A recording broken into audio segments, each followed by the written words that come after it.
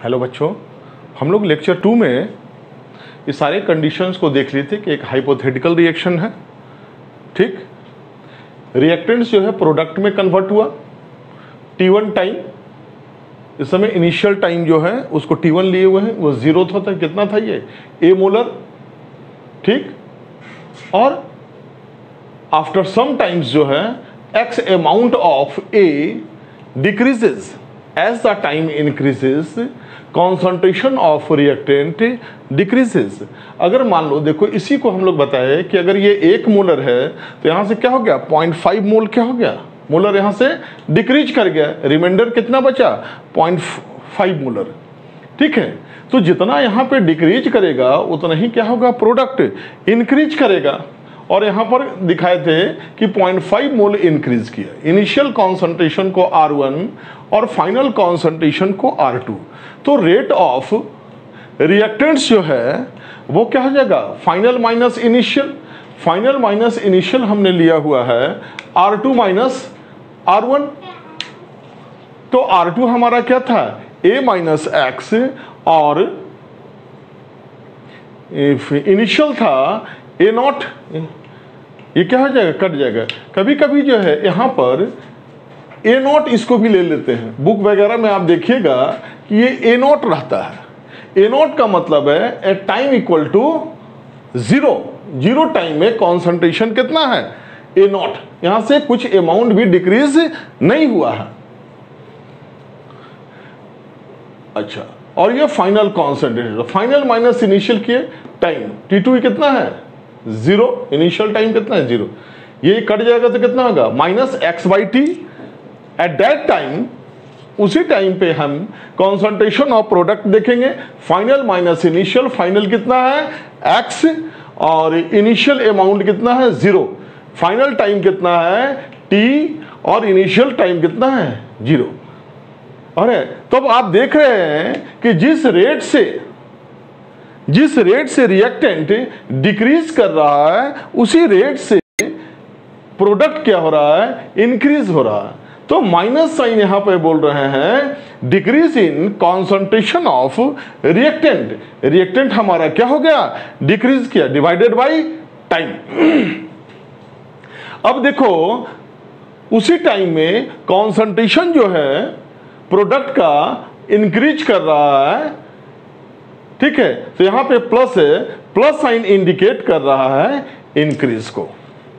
यहां भी देखो रेट ऑफ रिएक्टेंट्स कितना होगा, -0.5, और यहां पर क्या हो गया, प्लस 0.5 यहां डिक्रीज किया। रिमाइंडर फाइनल कितना बचा, 0.5 यहां पर प्रोडक्ट का फॉर्मेशन हुआ।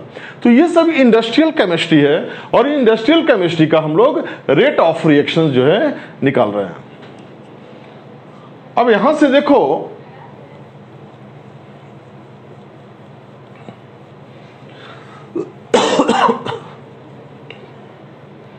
तो रिएक्शन जो है, रेट ऑफ रिएक्शन रिएक्टेंट्स का क्या हो गया, डिक्रीज कर रहा। इसी को हम लोग बोलेंगे कि rate of disappearance of R। Disappearance माने क्या होगा, डिक्रीज करना, कि रिएक्टेंट का कॉन्सेंट्रेशन हमारा क्या हो रहा है, डिक्रीज कर रहा है। ये देखो, तो इसको हम लोग लिखेंगे कैसे,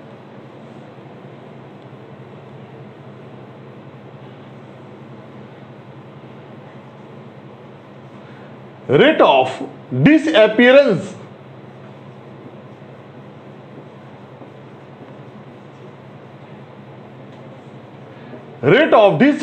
of R।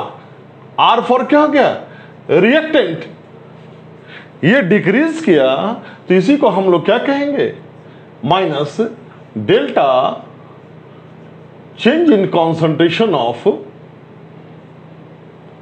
Reactant upon delta T, और इसी को है that is rate of disappearance. Negative sign का मतलब क्या हो रहा है कि रिएक्टेंट्स हमारा क्या होगा कि ये डिक्रीज करेगा, that is minus delta R divided by delta T, और इसी को हम लोग क्या लिखते हैं, R2 minus concentration of R2 minus concentration of R1 divided by T2 minus T1, एक चीज है। ये माइनस साइन जब हम लगाए, माइनस क्या हो जाएगा, माइनस जो यहां पर हो जाएगा कि rate of disappearance, negative sign जो है डिसअपीयरेंस को इंडिकेट कर रहा है, इसलिए दोनों तरफ निगेटिव हम लोग दिखा दिए। याद रखो कि रेट ऑफ रिएक्शन यानी वेलोसिटी कभी भी निगेटिव नहीं होता है। Rate of reaction never should be negative, कभी भी निगेटिव नहीं होना चाहिए। अब यहां पे जो है और यहां पे दिखे तो minus delta R upon delta T, इसके लिए यहां पे क्या निकाले हैं, एक्स बाई टी, तो यहां पर पुट करोगे minus x by T, minus minus क्या हो जाएगा प्लस, और ये हो गया आपका एक्स बाई टी। माइनस का मतलब क्या हो जाएगा, डिसअपीयरेंस, याद रखना इस चीज को।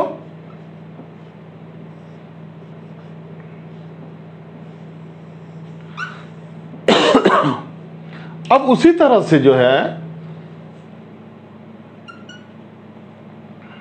हम लोग प्रोडक्ट के लिए लिखेंगे, तो प्रोडक्ट क्या हो रहा है, अपीयर हो रहा है, फॉर्मेशन हो रहा है, इंक्रीज कर रहा है, तब उसके लिए प्रोडक्ट के लिए हम लोग बोलते हैं क्या,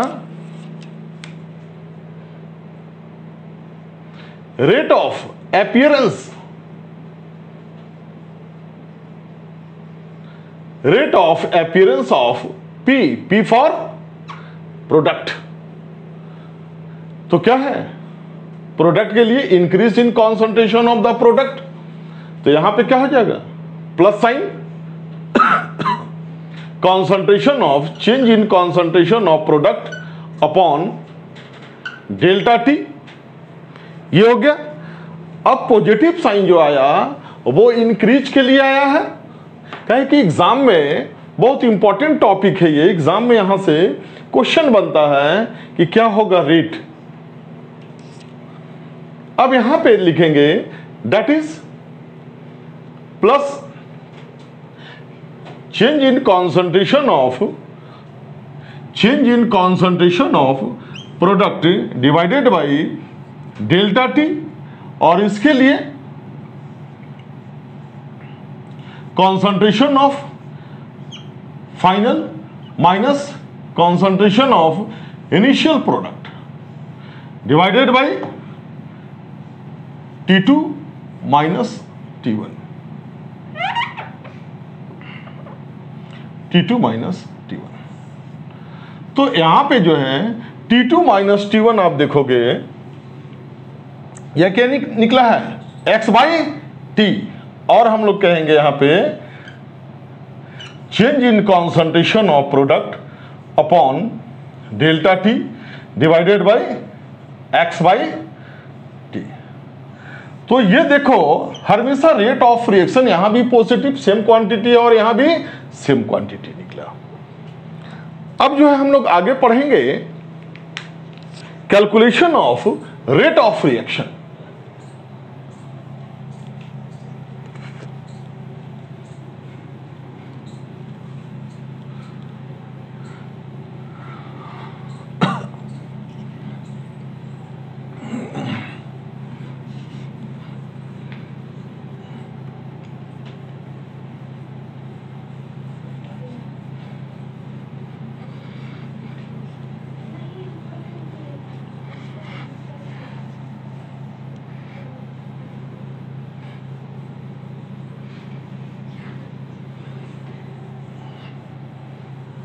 पॉज करके नोट कर लेना बेटा इसको, ठीक है।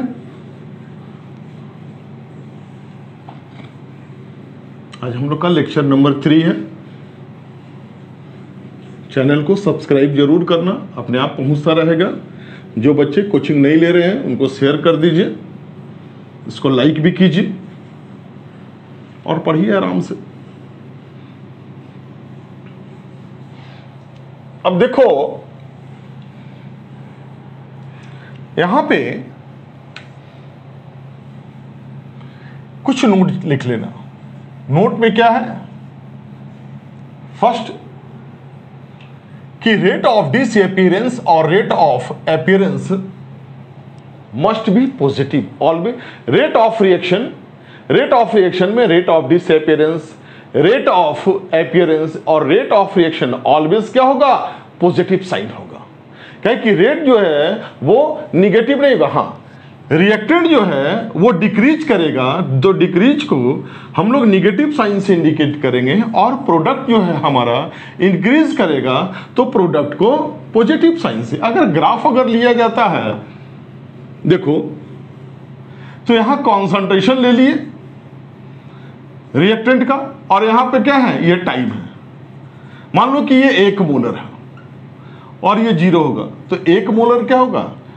धीरे धीरे धीरे, हम ग्राफ को कर्व में दिखा रहे हैं। कर्व का मतलब है ग्रेजुअली, इंस्टेंटली नहीं। जैसे चॉकलेट आप लोग क्या है, धीरे धीरे धीरे धीरे जो है माउथ में चूसते रहते हो, ठीक है? इंस्टेंट इस तरह से नहीं है।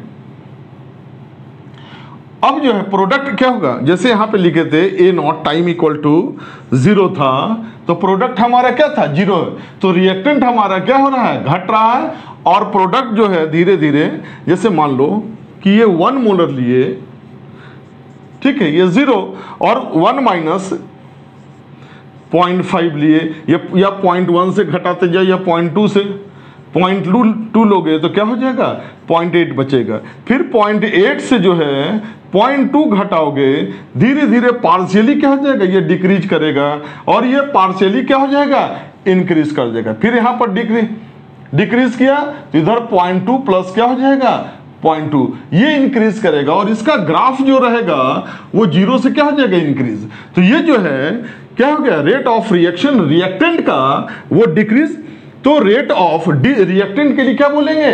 डिसअपीयरेंस, और प्रोडक्ट के लिए क्या बोलेंगे? अपीयरेंस। तो प्रोडक्ट हमारा इंक्रीज कर रहा है उसी टाइम में, और उसी टाइम में रिएक्टेंट हमारा क्या हो रहा है? डिक्रीज कर रहा है। तो रेट ऑफ रिएक्शन जो होगा, डिसअपीयरेंस, रेट ऑफ अपीयरेंस और रेट ऑफ रिएक्शन ऑलवेज क्या हो जाएगा? पॉजिटिव। पहली बात को ये लिख लेना, rate of disappearance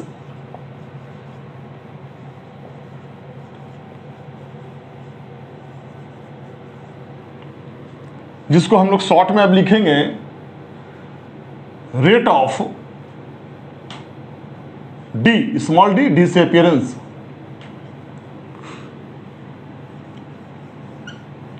rate of appearance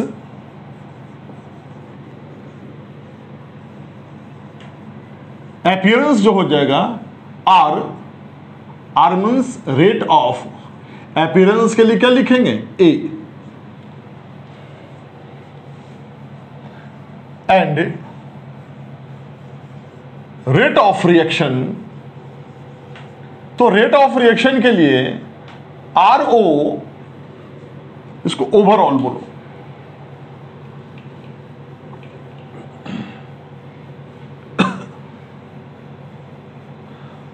overall rate of reaction, जिसको आर ओ आर बोलेंगे, ओवरऑल रेट ऑफ रिएक्शन। ये क्या हो जाएगा? Always positive. ये ऑलवेज क्या हो जाएगा? पॉजिटिव। ये चीज हमेशा ध्यान रखना।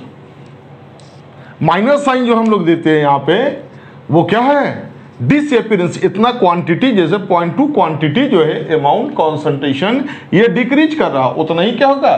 वो इंक्रीज करेगा।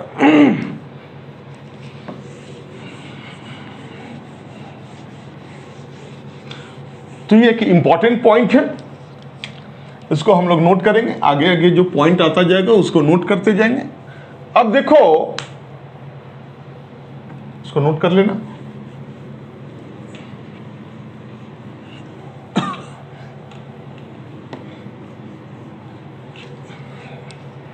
कैलकुलेशन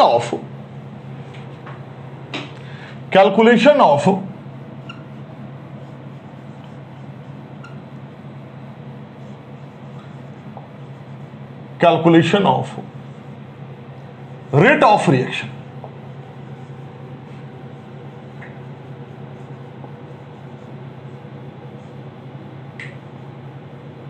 ROR ओवरऑल है ये। अच्छा, तो यहां पे देखो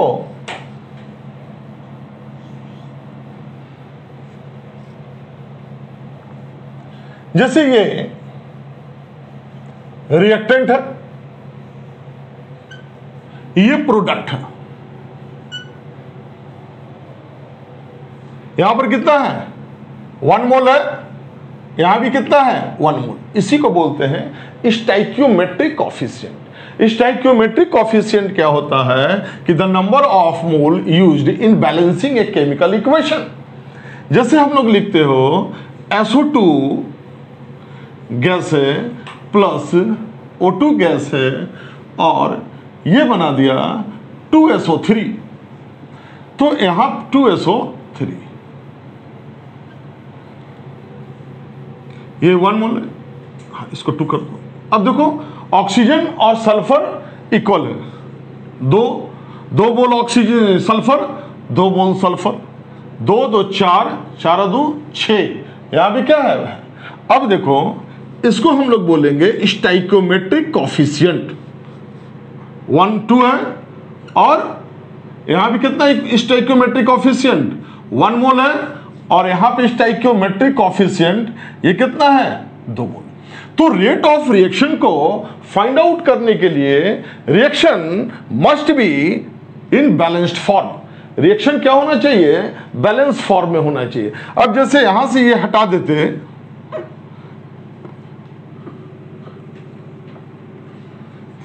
अब काउंट करके देखो बैलेंस है कि नहीं इक्वेशन। सल्फर तो बैलेंस है, ऑक्सीजन बैलेंस नहीं है, तो यहां पे रेट ऑफ रिएक्शन जो है फाइंड आउट नहीं होगा। तो रेट ऑफ रिएक्शन को फाइंड आउट करने के लिए reaction must be in balanced form. अब यहां पे देख लो, ये रिएक्टेंट 1 मोल है और प्रोडक्ट क्या है भी 1 मोल है, दोनों का एक स्टोइकियोमेट्रिक कोएफिशिएंट क्या है 1 1 मोल। बस शुरू में जो हम लोग पढ़े थे। अब देखो क्या होगा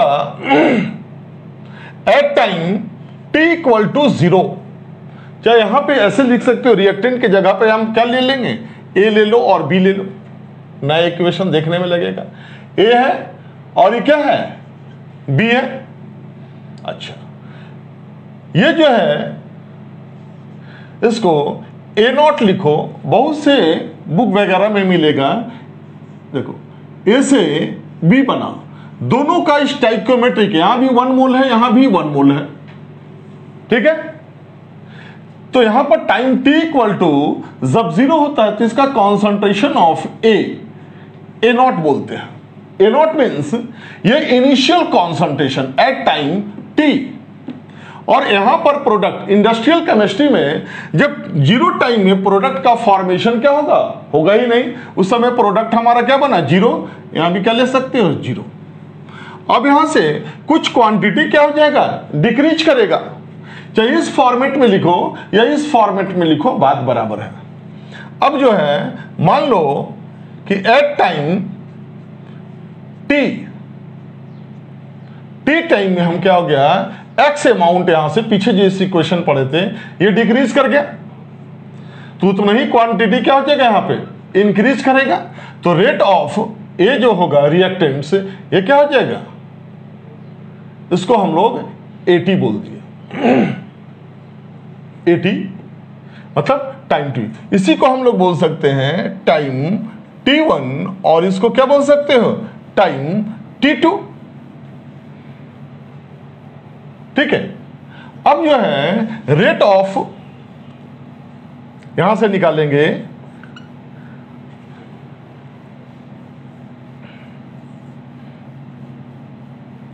rate of disappearance of A, A कितना डिसअपियर किया, तो हम लोग पढ़े कितना है minus concentration of A, R के जगह पर क्या लिखोगे A divided by delta t. अब ए के जगह पे क्या हो जाएगा, ए के जगह पे हम लोग क्या पढ़े हैं,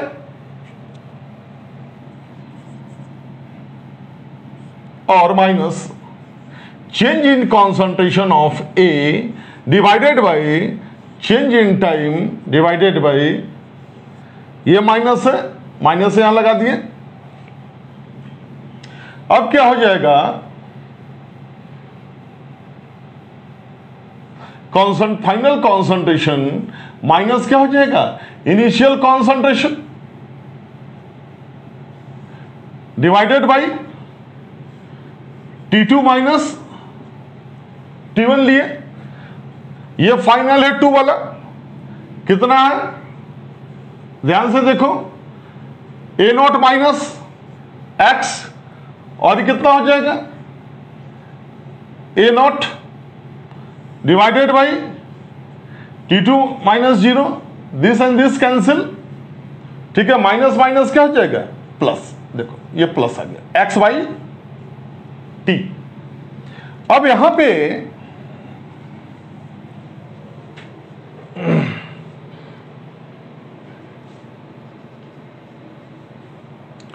यहां पे इसका सेकेंड पार्ट निकालते हैं,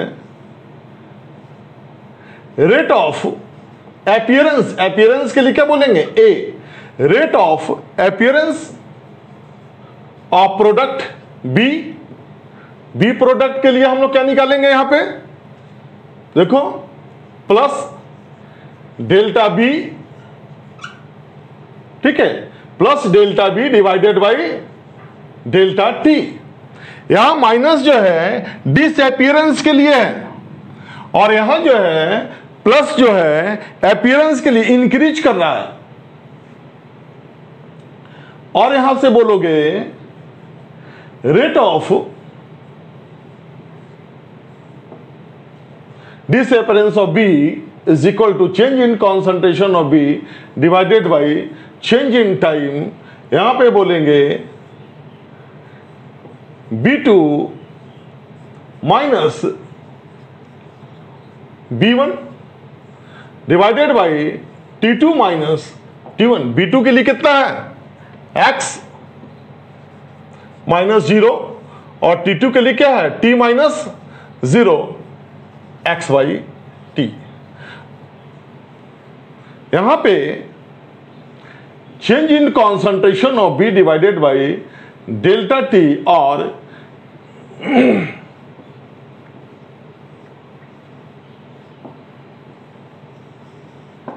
अब आप यहां देख रहे हो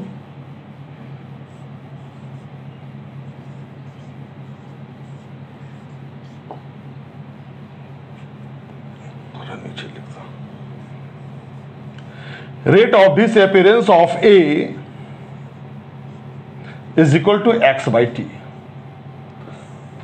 यहां रेट ऑफ डिसअपीयरेंस और rate of appearance, A for क्या है अपीयरेंस ऑफ बी, ये क्या हो गया दोनों का रेट बराबर है। क्यों बराबर है भाई, जब स्टोइकियोमेट्रिक कोएफिशिएंट यानी दोनों का यहां भी क्या है 1 मोल लिखा है, और यहां भी क्या है 1 मोल लिखा हुआ।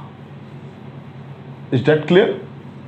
अब इसको क्या कर सकते हो, तो ऐसा भी हो सकता है कि सर अगर मोल चेंज होगा तो क्या होगा। हां पहले एक चीज और हम लोग लिख ले,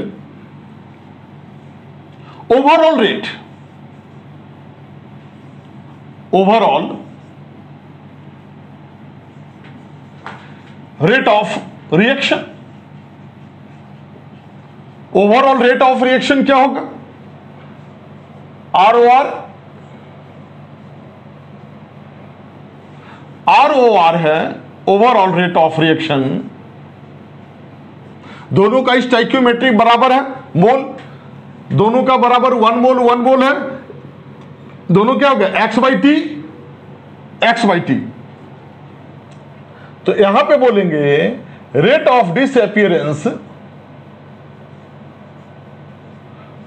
ऑफ ए, यानी disappearance is equal to minus change in concentration of A delta t plus B क्या हो रहा है, इंक्रीज कर रहा है, change in concentration of B divided by delta t. ये जो है बैलेंस, जब भी इक्वेशन बैलेंस होगा तब rate of reaction, final overall rate of reaction क्या हो जाएगा, ये इक्वल होगा। ठीक है, तो यहां पे नोट लिख सकते हो,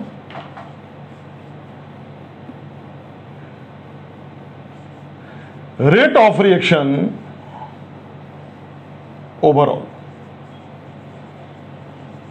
overall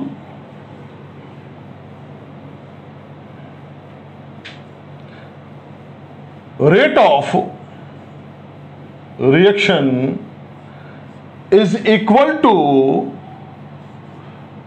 rate of disappearance is equal to rate of appearance when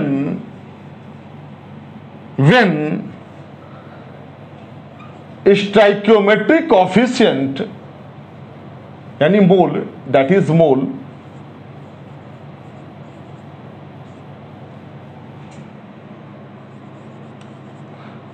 are equal। ये कंडीशन कब के लिए है, जब स्टोइकियोमेट्रिक कोफिशिएंट जो है इक्वेशन का इक्वल है, तो रेट ऑफ रिएक्शन क्या हो जाएगा, rate of reaction is equal to rate of disappearance is equal to rate of appearance when stoichiometric coefficient that is mole are equal in both side.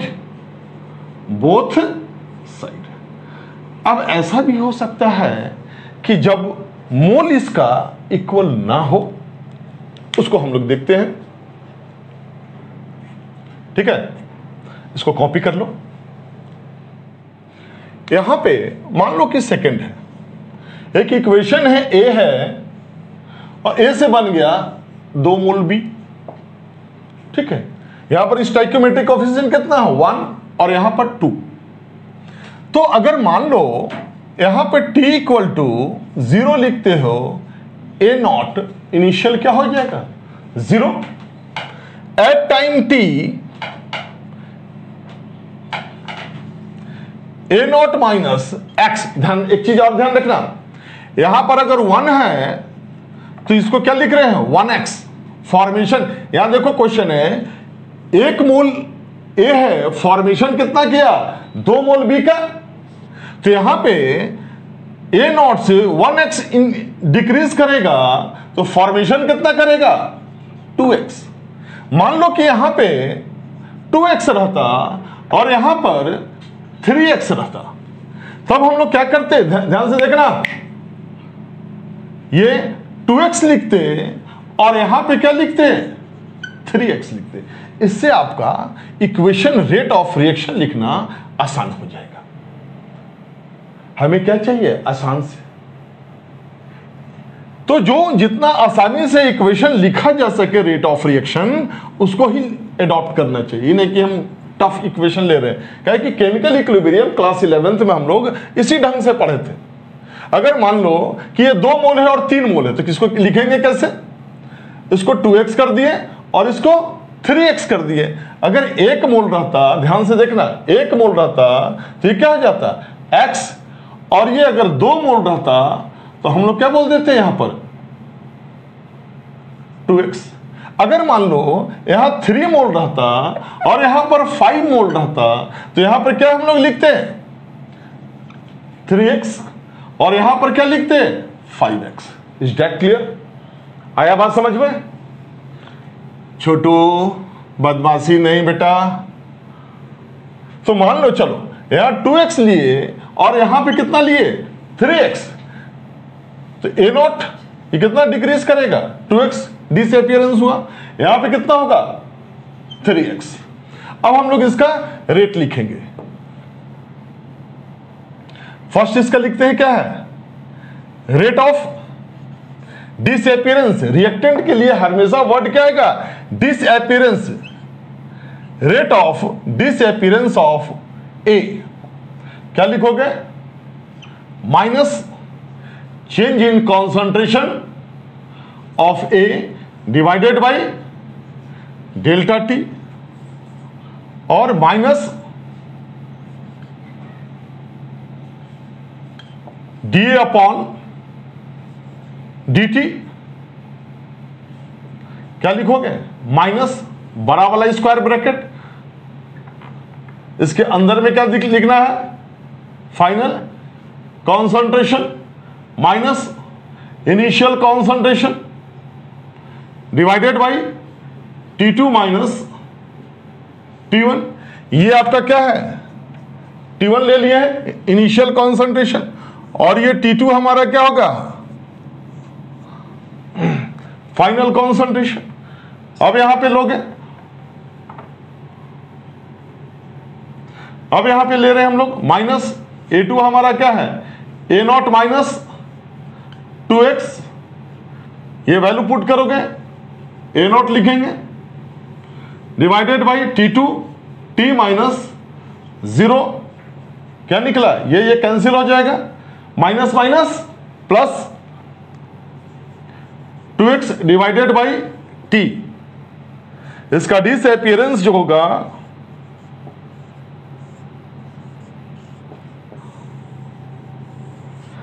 Delta T आया। उसी तरह से हम लोग second बनाएंगे प्रोडक्ट के लिए, rate of appearance of B, B के लिए क्या हो जाएगा, पॉजिटिव साइन आ जाएगा, ये पॉजिटिव साइन में है, change in concentration of B divided by delta T, यहां पॉजिटिव है, that is delta B is equal to divided by, sorry, is equal to square bracket लगाइएगा, concentration of B2 minus,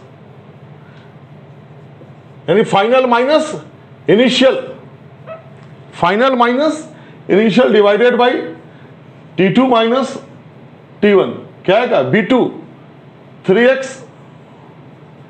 minus कितना होगा 0, T minus final के लिए T क्या है, T2, T 0 हो जाएगा, क्या हो जाएगा 3x अपॉन, तब है change in concentration of B divided by delta.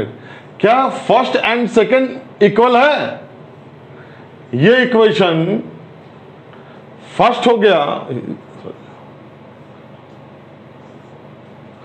ये हम लोग पढ़े थे क्या है, जब इक्वेशन बराबर हो तो रेट ऑफ रिएक्शन के लिए both are in equal moles करना है, overall rate of reaction are equal in both side, क्या equal side, stoichiometric coefficient are equal in both side, यानी स्टाइकोमेट्रिक कोफिशिएंट इक्वल नहीं है, तब हम लोग क्या करेंगे, देखो इसका तो लिखा और ये आ गया, इसके लिए क्या करना है,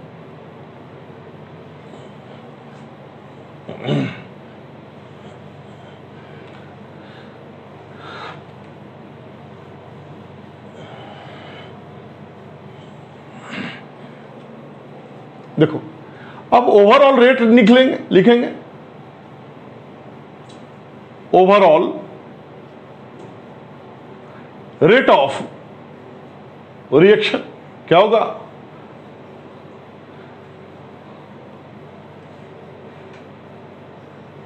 minus DA upon delta T, DA upon delta T, look here, और ये क्या होगा plus delta B upon delta T. ठीक है, अब देखो यहां पे 2 मोल का रेट कितना है, 2x अपॉन टी। तो यहां पे हम लोग बोलेंगे, देखो थोड़ा सा इनलार्ज कर रहे हैं, 2 मोल ऑफ ए का रेट कितना है, minus D upon D T minus D upon delta T, जो कि कितना निकला है, 2x अपॉन टी। तो 1 मोल के लिए कितना निकलेगा, 1 मोल ऑफ ए लिखोगे तो क्या लिखेंगे, -1/2, और ये क्या लिखोगे, D upon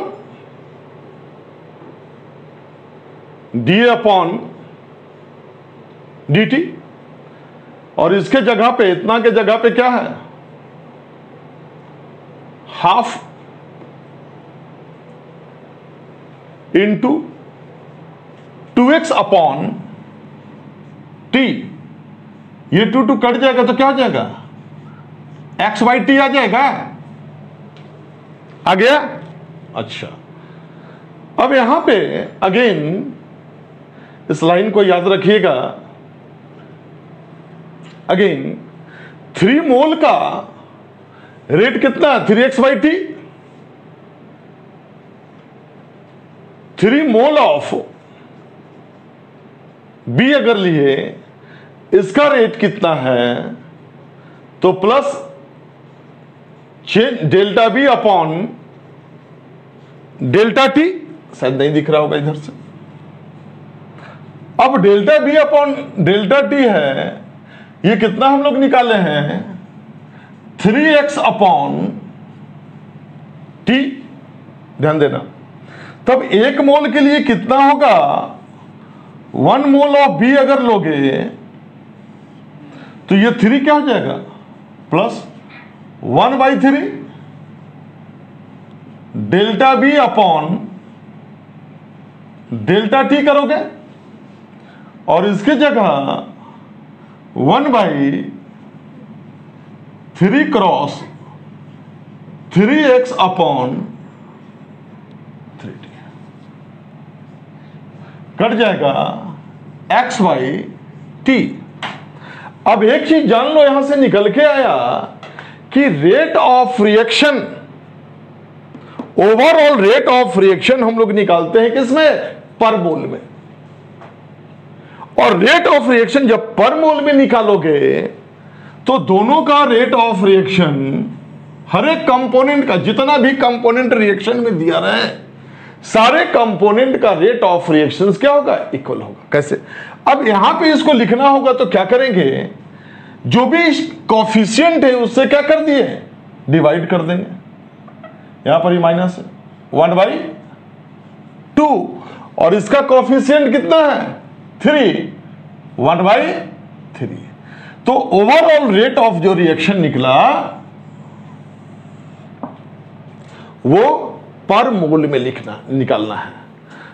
rate of disappearance निकाल रहे हैं, या अपीयरेंस, वो 2 मोल का निकाल रहे हैं, और इसका रेट ऑफ अपीयरेंस जो है वो 3 मोल का है। ये जो निकला फॉर 2 मोल ऑफ ए, और ये जो निकला है 3 मोल ऑफ बी। इस बात को एकदम गांठ बांध लेना। Rate of, overall rate of reaction निकाला जाता है पर मोल में। देखो पर मोल, LHS इक्वल है ना, यहां पर 1 मोल है और यहां भी 1 मोल है, तो 1 मोल के लिए LHS जब इक्वल है तो RHS भी आपका इक्वल है। तो हमें करना क्या होगा कि यहां पे जो भी कोफिशिएंट दिया रहे उसको हम लोग क्या करेंगे, डिवाइड कर देंगे, बस। तब इतना जो है लाफा शूटिंग जो है आपको नहीं करना पड़ेगा, ड्रामाबाजी सारा बंद। हाँ, ये सब आप सीख लिए हैं। अब देखो यहां से एक ओवरऑल रेट ऑफ रिएक्शन अगर लिखना पड़े,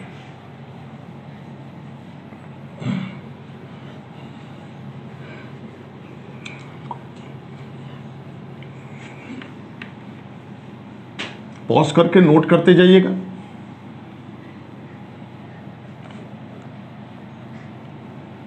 क्या हुआ छोटू, खूखू खूखू कहाँ कर रहे हो? खूखू खूखू। अब देखो, यहां से एक जनरल इक्वेशन है for general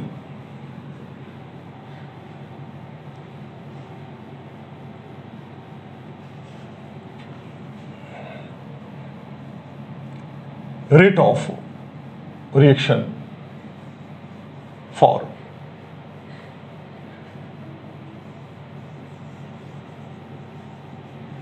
general reaction.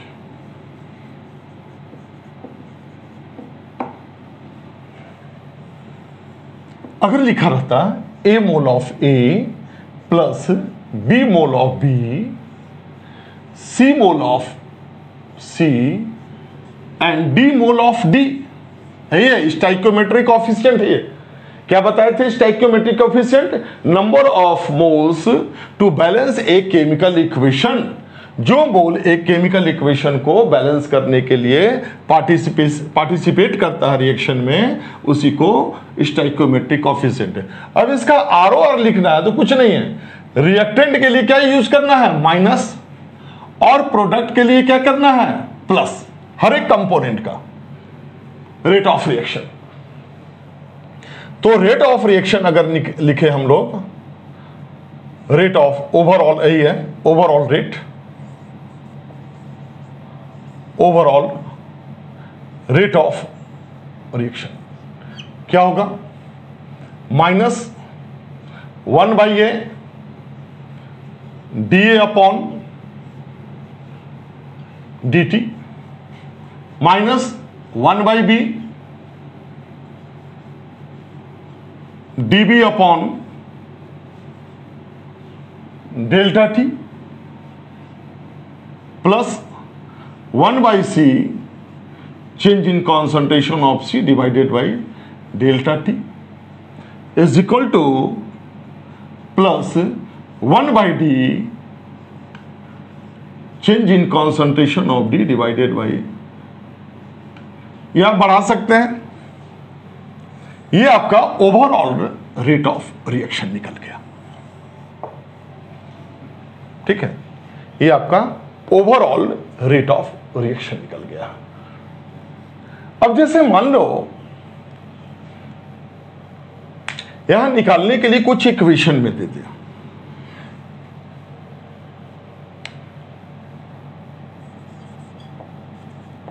Find the overall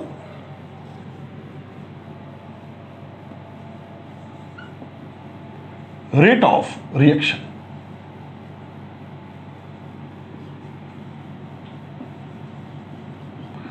Find the overall rate of reaction of following reaction। Following कर दो। चलो, ए में अगर लिखा है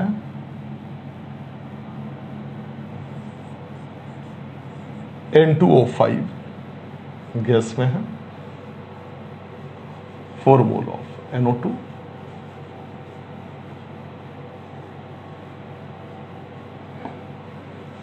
ठीक। बी में इसमें इक्वेशन सब बहुत आता है। देखिएगा, जब भी ओवरऑल रेट निकलना है, इक्वेशन आपका बैलेंस है कि नहीं, ये जरूर ध्यान में रखिएगा। और जब भी ये निकाल रहे हैं, ये overall rate of reaction find करते हैं पर मोल में, और ये हो जाएगा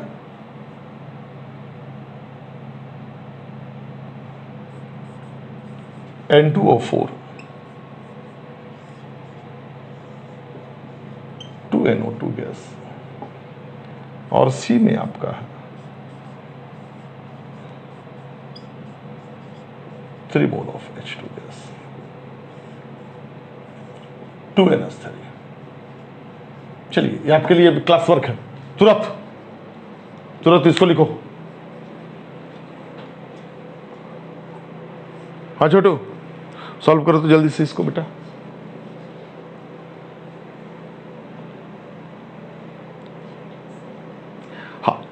देखिए मिलाइए, यहां पे इसका ओवरऑल रेट लिखना पड़ेगा, rate overall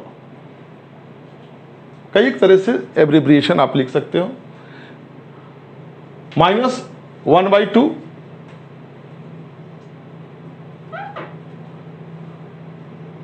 change in concentration of N2O5 divided by delta T is equal to plus 1/4 change in concentration of NO2, इस पर न्यूमेरिकल आता है, डेल्टा टी, इसको क्या लिखोगे, कोई कोफिशिएंट नहीं है, direct, plus O2 divided by delta T. इसी में आपको मार्क्स 1 मार्क्स मिल गया आपको। अब इसका लिखना है, कोफिशिएंट कितना है 1 और यहां पर 2, यहां के लिए माइनस बता दिए हैं, रिएक्टेंट के लिए क्या होगा माइनस और प्रोडक्ट के लिए प्लस होगा। अब अगर लिखना होगा इसका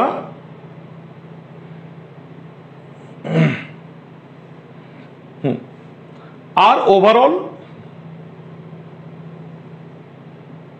क्या लिखोगे, minus change in concentration of N2O5 divided by delta T, question में गिवन रहेगा, यहां पे plus 1/2 change in concentration of NO2 divided by delta T. See जो है इसके लिए लिखोगे आर ओवरऑल, नाइट्रोजन है, minus change in concentration of N2 divided by delta T is equal to -1/3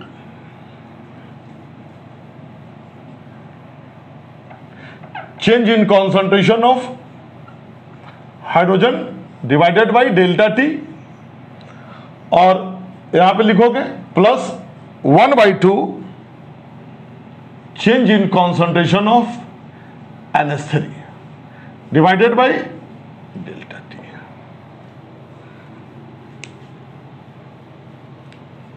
ठीक है, इसको नोट कर लो, शेयर करके लाइक करो, सब्सक्राइब करो।